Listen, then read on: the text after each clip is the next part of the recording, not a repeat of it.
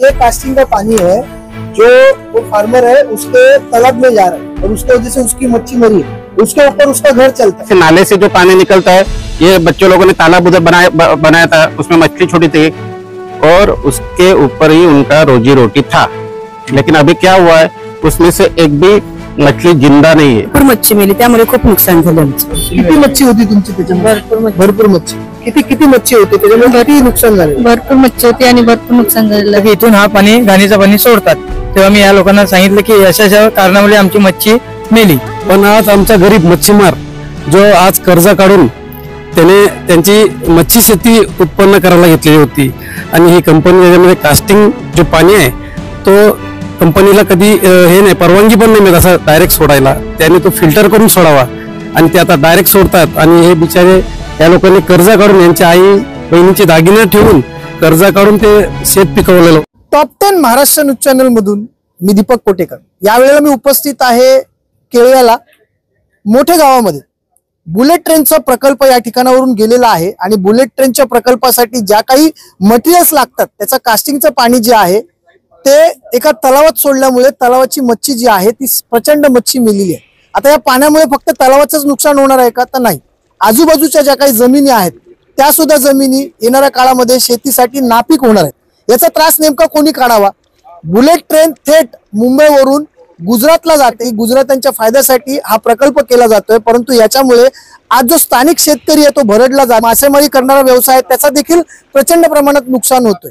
जाणून घेऊया आपल्यासोबत ज्यांचं नुकसान झालेलं आहे ते शेतकरी आहेत। किती मासे म्हणजे तुमच्या तलावातले मेलेले आहेत? भरपूर मासे मेलेत, आमच्या व्हिडिओ पण आहे आमच्याकडे। तुमचा उदरनिर्वाह फक्त आता त्या मासेमारीवरच होता? हा, मासेमारीवरती। हो। किती वर्षापासून तुम्ही मासेमारी करता? आम्ही आता यंदाच ठेवले, हे पहिलेच वर्ष आहे, पण भरपूर मच्छी मेली, त्यामुळे खूप नुकसान झालं आमचं। किती मच्छी होती तुमची त्याच्यामध्ये? भरपूर मच्छी। किती मच्छी होती त्याच्यामध्ये? किती नुकसान झाले? भरपूर मच्छी होती आणि भरपूर नुकसान झालेलं आहे। बरीचशी मच्छी त्या तलावामध्ये होती। तुम्हाला कधी माहिती पडलं की हे सगळे मासे मरायला लागले? हे जेव्हा यांनी पाणी सोडला ना, पूर आला तेव्हा पाणी सोडला या लोकांनी, तेव्हा ती मच्छी वर आली, तेव्हा आम्हाला समजलं की ही मच्छी मेली। आम्हाला काय पहिला माहित नव्हतं कुठून पाणी येत होता। आता आम्ही शेतावर यायला लागलो इकडे ना, तेव्हा मला समजलं की इथून हा पाणी घाणीचं पाणी सोडतात, तेव्हा मी या लोकांना सांगितलं की अशा कारणामुळे आमची मच्छी मेली। मग त्यांचं उत्तर काय होतं त्यावेळी? ते काय बोललेच ना, आम्ही तोपर्यंत त्यांना आलो ना भेटायला। ही पहिली फेरी आमची। आता जेव्हा यांच्याशी काय बोललात तेव्हा यांच्याकडनं काय उत्तर आलं का? नाही, यांच्याशी आम्ही बोललोच नाही काही, कारण की मेन कोण होतं ते आम्हाला माहितीच नव्हतं कोण आहे ह्याच्यात, त्याच्यामुळे आमचं त्यांच्याशी संपर्क झालाच नाही।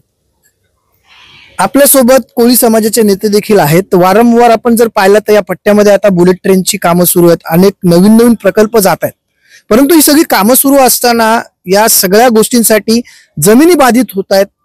आज काम होणार, उद्या ही लोक जाणार, पण त्याच्यामुळे जर का शेती नापीक होत असेल आणि मासेमारीच्या व्यवसायावरती जर का फरक पडत असेल तर काय भूमिका आहे तुमची?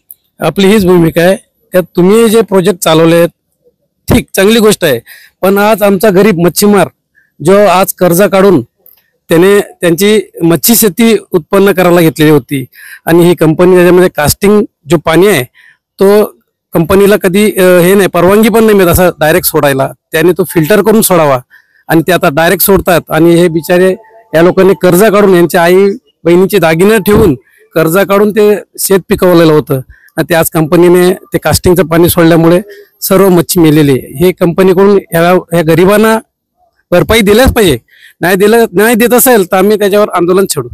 आता इथे एवढा मोठा प्रकल्प सुरू आहे, याच्यामध्ये स्थानिक लोक किती कामाला आहे?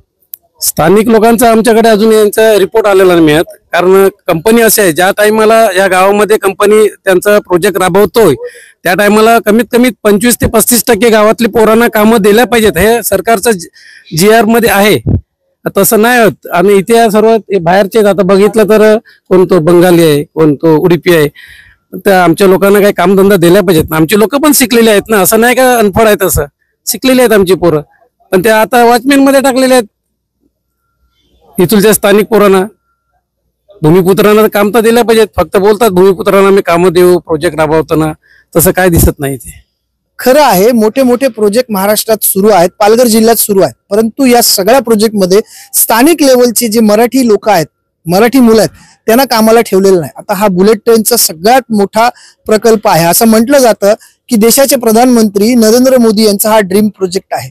कोणाला तरी खुश करण्यासाठी या सगळ्या गोष्टी करण्यापेक्षा जो शेतकरी आहे तोच जर जगला नाही तर मग हे सगळे जे प्रकल्प तुम्ही इकडनं घेऊन जातात ते काय कामाचे आहेत. आपल्या सर्वांना याविषयी काय वाटतं कमेंटच्या माध्यमातून आपली प्रतिक्रिया आम्हाला जरूर कळवा. Top 10 Maharashtra news